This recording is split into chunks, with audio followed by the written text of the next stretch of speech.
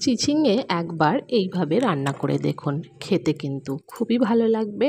আর এটা কিন্তু খুবই সহজেই আর ঝটপট তৈরি করা যায়। চলুন তাহলে চিচিঙের এই সহজ রেসিপিটা শুরু করা যাক। তার আগে আমার চ্যানেল এখনও পর্যন্ত সাবস্ক্রাইব করে না থাকলে আমার চ্যানেলটা সাবস্ক্রাইব করার অনুরোধ রইল। চিচিঙে আলু চচ্চড়ি করার জন্য আমি এখানে নিয়ে নিয়েছি 250 গ্রামের মতো চিচিঙে। চিচিঙেটাকে আমি খোসাগুলোকে ছাড়িয়ে নেব। তার জন্য একটা ছুরি কিংবা চামচের সাহায্যে একটু ঘষে নিলেই খোসাগুলো খুব সহজে উঠে আসবে। তারপর এগুলোকে আমি খুব ভালো করে ধুয়ে নিয়েছি। এরপর এগুলোকে আমি কেটে নেব। ভেতরে যে বীজটা থাকে সেটা আমি ফেলে দিচ্ছি, আপনারা চাইলে নাও ফেলতে পারেন কিন্তু। এগুলোকে ফেলে দিয়ে আমি এটা একটু বড় বড় টুকরো রেখেই কেটে নেব। আপনারা আপনাদের পছন্দ অনুযায়ী, যেমন পছন্দ তেমন অনুযায়ী টুকরো করে কেটে নিতে পারেন। এইভাবে আমি সবগুলো দেখুন কেটে নিয়েছি, এইরকম ছোট ছোট টুকরো করেছি আমি। তারপর আমি এখানে নিয়ে নিয়েছি দুটো আলু। আলুকেও আমি টুকরো করে করে কেটে নিয়েছি। তারপর কড়াই বসিয়ে কড়াইয়ে 3 চা চামচ সাদা তেল দিয়ে দিলাম। চাইলে কিন্তু সর্ষের তেলেও রান্নাটা করতে পারেন। তেলটা খুব ভালো করে গরম হওয়া পর্যন্ত অপেক্ষা করব। তেল যখন ভালো করে গরম হয়ে যাবে আমি আলুগুলোকে সামান্য পরিমাণে লবণ আর হলুদ দিয়ে ভেজে নেব। আলুগুলো গ্যাসের ফ্লেম মিডিয়াম রেখে ভেজে নিয়েছিলাম 2 থেকে 3 মিনিটের মতো, অথবা যতক্ষণ না আলু একটু লাল লাল হতে শুরু করে ততক্ষণ আমি আলুগুলোকে ভেজে নিয়েছিলাম। যখন আলু একটু লাল লাল হতে শুরু করবে তখন আমি আলুগুলোকে তুলে নেব।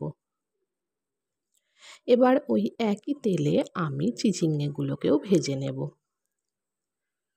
চিচিঙেগুলো ভাজার জন্য এখানে কোনো লবণ কিংবা হলুদ ব্যবহার করিনি। লবণ দিলে কিন্তু চিচিঙে থেকে জল ছেড়ে দেবে, তখন ভাজাটা ভালো করে হবে না। তাই আমি এমনি চিচিঙেগুলোকে হাই ফ্লেমে ভেজে নিচ্ছি।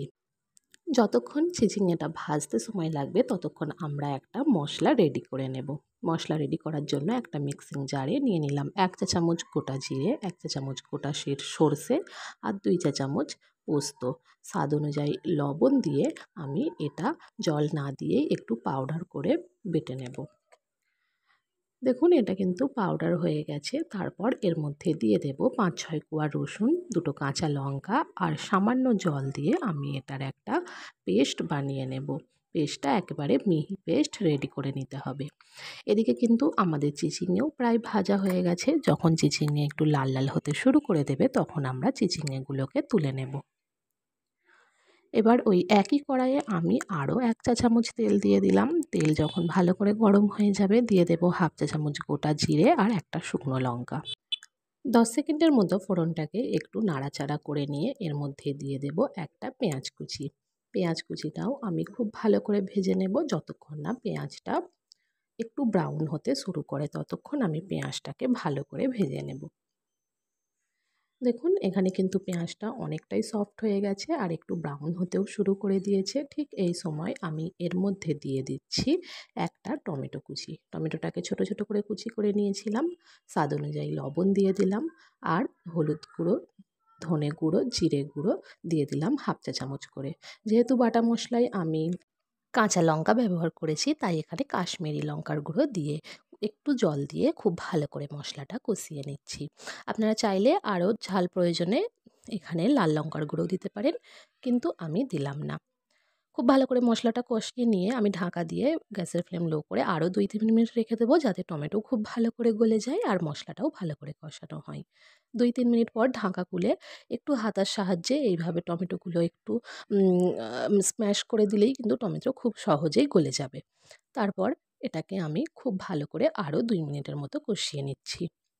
খুব ভালো করে যখন কষানো হয়ে যাবে তখন এর মধ্যে আমি দিয়ে দেব ভেজে রাখা আলু আর চিচিঙে।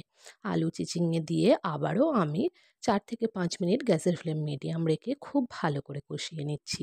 যদি এখানে জলের প্রয়োজন হয় আপনারা কিন্তু জল দিয়ে দিয়েও কষিয়ে নিতে পারেন, কিন্তু আমি জল না দিয়েই খুব ভালো করে এটাকে কষিয়ে নিচ্ছি।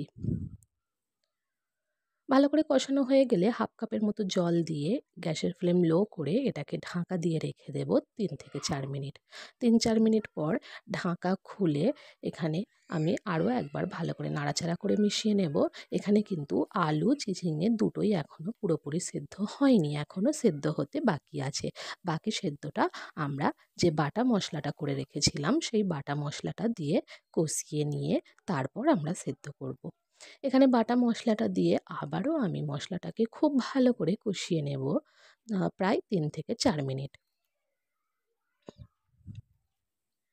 এইভাবে একবার চিচিঙে আলুর চচ্চড়ি করে খেয়ে দেখবেন, গরম গরম ভাতের সঙ্গে খুবই ভালো লাগবে খেতে, এছাড়া রুটির সঙ্গেও খেতে ভালো লাগবে।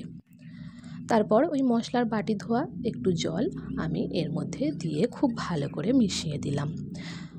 তারপর গ্যাসের ফ্লেমটা লোতে রেখে ঢাকা দিয়ে এটা রান্না করে নেব যতক্ষণ না আলু চিচিঙে পুরোপুরি সিদ্ধ হয়ে যাচ্ছে। প্রায় 4 থেকে 5 মিনিটের মধ্যেই আলু চিচিঙে দুটোই খুব ভালো করে সিদ্ধ হয়ে গেছে। দেখে নিন, একটু আমি কেটে দেখিয়ে দিলাম, দুটো খুবই ভালো করে সিদ্ধ হয়ে গেছে।